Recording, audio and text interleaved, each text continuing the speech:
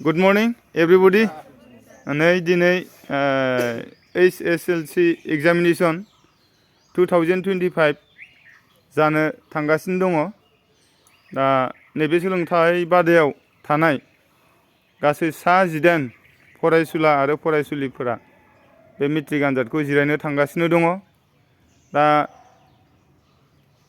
फरायसाफोरनि मोजां रिजाल्ट मोननायखौ आसा खालामनानै जोथोनगिरि बिथांमोना गाव गावनि फरायसाफोरनि थाखाय न' लुलायलायनानै आरो हरावबो थाफालायनानै सोलोंथाइ जाहाथे मोजां रोखोमै मोननो हायो, सोलोंथाइनि बिदैखौ मोननो हायो, बेखौ नोजोर होनानै बिथांमोना सुप्रिम सेक्रिफाइस खालामदों।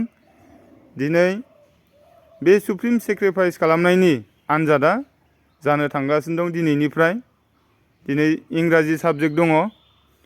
दा बे इंराजि साबजेक्टखौ गावबागाव एग्जाम सेन्टाराव थांनानै हैनो थाखाय साखा बारा जाहैबाय। ओरैजाय अलंबारनि दङ, ओरैजाय उत्तर बेदनानि दङ, ओरैजाय बाङालिपारानि दङ, ओरैजाय नावकाटा मिलन हायार सेकेन्डारि, गासै मोनब्रैसो एग्जाम सेन्टारनि स्टुडेन्ट दङ बेयाव। बिनिखायनो नैबेयाव जमा जादों जाहाथे नैबे आथिखालनि जि मोनसे सोलोंथाइ बेबस्था, बे बेबस्थायाव जोंनि फरायसाफ्रा जेरैबायदि क्वालिटि इडुकेसन मोननो नांगौ, सोलोंसालिनिफ्राय जेरैबायदि मोननांगौ, बेखौ थारमाने मोनफुंजोबनो हायैयाव नैबे बेबस्थाखौ खालामनानैबाबो सोलोंथाइनि बिदैखौ लानो थाखाय जमा जाफैदों। दा बे मोनसे मोजां मेसेज, जाय मेसेजनि गेजेरजों जों फरायसुला फरायसुलि एबा नोंसोर फरायसुला फरायसुलिया एबा नोंथांमोन गारजेनमोना जिखिनि खामानि मावबाय, बे खामानि मावनायजों फैगासिनो थानाय समाव जुदि फिथाइया मोजाङै थायोबा, फिथाइयाथ' मोजां थायखागोन। थांनाय बोसोरब्रैयाव 100% जाबोबाय थाखादों। देग्लायबो जाहाथे 100% जायो, बिनि सायाव आरो मा डिस्टिंसन स्टारबो जाहाथे ओंखारो, बेखौबो आसा खालामदों। आरो बिनि गेजेरजोंनो जोङो मा खालामनो हागोन, जोंनि बर' समाजनि गेजेराव फरायसाफोरनि गेजेराव इयुन जोलैनि थाखाय मोनसे थुलुंगानायनि मोनसे गिदिर खामानि जों सोरजिनो हागोन, बेखौ जों आसा खालामदों। आरो बे थारैनो जाफुंसारगोन। माथ्र' बयबो गोसो होलायना लिरबानो जाबाय। आं जास्ट मोनसे रिभिउ खालामदों। दा बे रिभिउआव आङो फिन खेबसेबाव मोननैसो गोरलै सोंथिफोर, जायफ्रा एकदम मस्ट प्रबेबल, बिनि सायाव आङो रिभिउखौ खालामनो सानदों। पसिबिलिटि रनसाय लिरनाया जाहैबाय मा, साइन्स इन एभ्रिडे लाइफ, नङाबा साइन्स इन दैलि लाइफबो जानो हागौ। बे नङाबा आरो मा, life of a great man, life history of a great man, बेखौ नायफिनदो। ओमफ्राय टेकियाबारि टि स्टेटनि सोमोन्दै बेखौबो नाय ना। ओमफ्राय लिजेन्ड, सा दिन्नायनि सोमोन्दै, चाइनिस लिजेन्ड, इण्डियान लिजेन्ड, बेखौबो मोजां नाय। ओमफ्राय ओरैजाय थाहैबाय बै आलेकजेन्डारनि माखासे बाहागोआ लकेल बबेथिंबा गावना थांनानै मा खालामहैदोंमोन, बै जायगायाव थांनानै बिसोरो जुलि जाहैदोंमोन ना। बे मोनसे माबायाबो फैबाय थानो नागिरो।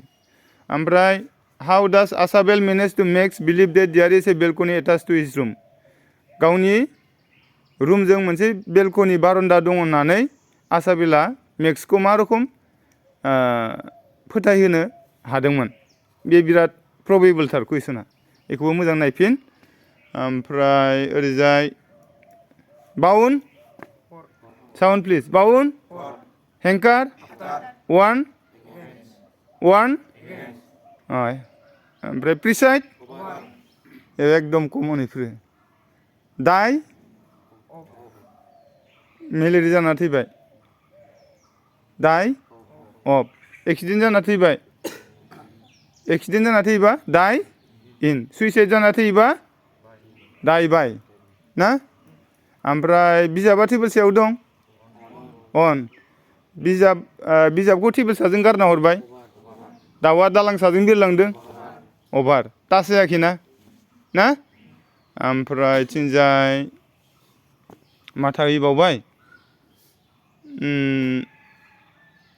ओरैजाय मोननै एक्स'नि जाय पास जादों बे मा पास पारफेक्ट आरो जाय उनाव जादों बे पास इनडिफिनिट ना बिदियाव गोसोआव लाखि आफ्टार आरो बिफोर बे थाखागोन आरो बेखौ नुबानो नों आन्दाज मोनखागोन बबेबा मोनसेया पास इनडिफिनिटआव दंबा बे मोनसेया पास पारफेक्ट जाखागोन एसे नायलांबानो जाबाय ओमफ्राय एस इफ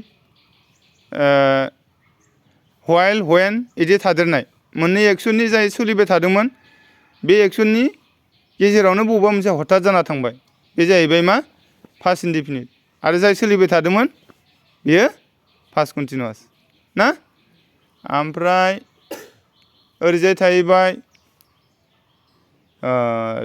लुकजों आफ्टार लगायबा मा जायो जोथोन लानाय गोसोआव लाखि लुकजों आफ्टार लगायबा जोथोन लानाय लुकजों इनटु लगायबा नायबिजिरनाय ना आरो लुकजों फर लगायबा मा जायो लुक फर बा नागिरनाय बुस्थु गोमानायखौ नागिरनाय बेनो आरो ओमफ्राय 8 6 एन्ड 7 डिसअर्डार माने मा 8 6 एन्ड 7 माने मा गालाय गुजाय जानाय बेखौ गोसोआव लाखि ओमफ्राय थिंजाय मा थाहैबाय प्रेजेन्ट इडियम्सआ अल एट वान्स माने मा गोख्रैयै दा बेफोरबायदि माखासे कमन फैफ्लेबाय थाग्रा कुइसन दं बेफोरखौ नायफिनबानो जाहैबाय दा बांद्राय बकिसोला बेखिनिखौनो आङो रिभिउआव दिनैनि इंराजि फोरोंनायाथ' दिनैनिफ्राय खथमसो थारमाने गैला आं फोरोंनो मोनलानोसैखौ उननि बेचखौसो आं फोरोंनो मोनसिगोन बेयो मोनसे गोबाव समनि बे मोनसे माबामोन नोंसोरखौ फोरोंनानै रोंहोनो थाखाय जिखिनि आंनि नाजानाय इफर्ट बे आंनि सेस्तामोन दिनै जोबफैबाय दा नोंसोरो फिथाइखौ होनांगौ आरो मोजां रोखोमै लिरनानै ना आसा खालामबाय बयनिसिमबो बेस्ट अफ लाक दा थांनो हासिगौ बयबो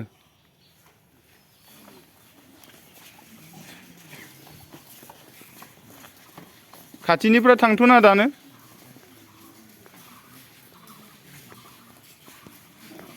दे बेस्ट अफ लाक दे नै 15 आउट अफ 15 मोन 2023 आव ओमफ्राय नैबे जाहैबाय 2021 30 आउट अफ 30 ओमफ्राय ओरैजाय फैलायबाय 2024 जेसेबां होदों एसेबां पास जादों बयनिख्रुइबो बांसिन नाम्बार मोन्दोंमोन नै रंगिना बसुमतारिया गासिबावबो लेटार मात्र मेथ्सआवल'सो लेटार मोनाखिसै आरो स्टार मोन्दों नैबे 2022 13 आउट अफ 14 नैबेनो फरायसामोन जाय फरायसाया सानजारां रोदोम्फु सोलोंसालिनिफ्राय नावकाटा HSLC एग्जामिनेसन सेन्टाराव बर' बिजोंनिफ्राय फार्स्ट डिस्टिंसन मोनजेननाय फरायसा जाय फरायसाया दा वेस्ट बेंगलनि खरागपुराव इन्जिनियारिं फरायगासिनो दङ लास्ट सेमिस्टार बिथाङानो सानजारां रोदोम्फु सोलोंसालिनिफ्राय फार्स्ट डिस्टिंसन मोनजेननाय आरो नावकाटा HSLC एग्जाम सेन्टारनि मादाव गोबां गासै गंदाइनसो फरायसालि दं बिसोरनि गेजेराव बर' मिडियामनिफ्राय फार्स्ट डिस्टिंसन मोनजानाय जारिमिनारि जाथाय हिस्ट'रिक इभेन्ट बेनो फरायसाया राजेन्द्र दैमारि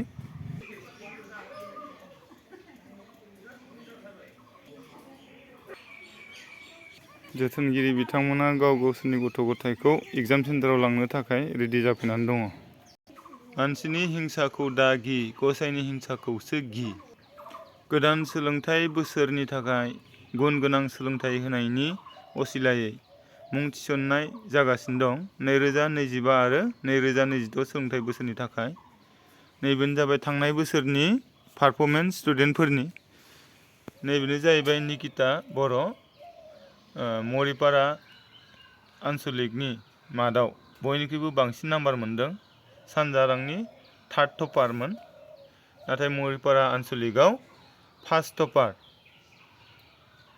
ओमफ्राय नैबे जाहैबाय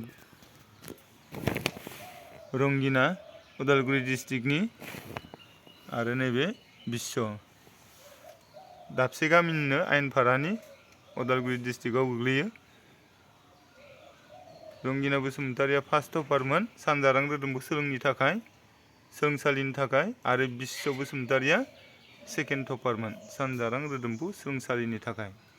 नाथाय थार्ड टपार निकिता बर'आ मरिपारा आनसलिकआव गोग्लैयो। ओंखायनो बियो बै आनसलिकनि फार्स्ट टपार जाहैनो हादों आरो बेनो बांसिनखाय। दा होमबा नोंथांमोनाथ' मिथिखासिगौ सानजारां रोदोम्बु सोलोंसालिया फरायसाफोरनो सोलोंथाइनि गोग्गो बिदै मोनलोंहोनायाव फेल मारिदों ना जाफुंसार जाहोदों। दा बेखौ नोजोर बोनानै नोंथांमोनखौ गावबा गावनि गथ' गथाय एबा फरायसाफोरखौ गुन गोनां सोलोंथाइ मोनहोनायनि असिलायै सानजारां रोदोम्बु सोलोंसालियाव मुं थिसनफैनो थाखाय आं खावलायबाय। स्ल' लार्नार स्टुडेन्टबाबो बियो थारमाने मा जालाङो लासैबाबो बियो कनसेप्टफ्रा एग्जाम जानो टाइमाव लासै थारमाने मा जाहैयो आरो थारमाने सोरबा न' matter how much level of weak either poor level or middle level it does not matter जेरैखि जायाबाबो बेखौ थारमाने मा मेथ्सनि कनसेप्ट साइन्सनि कनसेप्ट आरो बिगियाननि कनसेप्टखौ होथारनाय जायो आरो ओंखायनो नोंथांमोनखौ खबर लानो थाखाय आं खावलायबाय 9508421969 बे नाम्बाराव। I repeat once again 9508421969. Thank you so much.